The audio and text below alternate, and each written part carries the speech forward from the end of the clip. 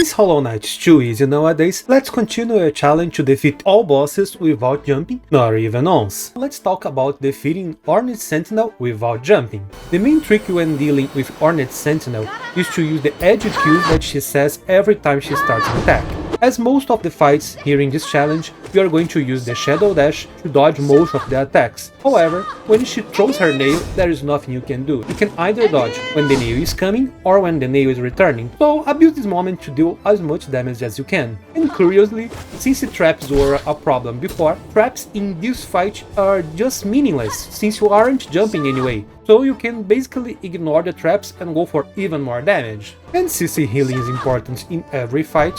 Abuse the moments when she's stunned. It takes a lot of time for her to return from the stuns, so you can heal 2 or 3 max between that. The Hornet Sentinel doesn't have a lot of health, so she must fall 3 or 4 times before actually dying. So this shouldn't be a very long fight, however, it will be a very fast-paced one. So as long as you abuse the healing and the Shadow Dash, you will be alright. In the next video, we'll be fighting against Gorb, the cute flying maggot ghost. It will be a tricky fight since Gorb is a flying enemy, so there's very little moments where you can do damage to him. So I expect to see you there. And since you're already here, go watch the Massive Mode Charger video.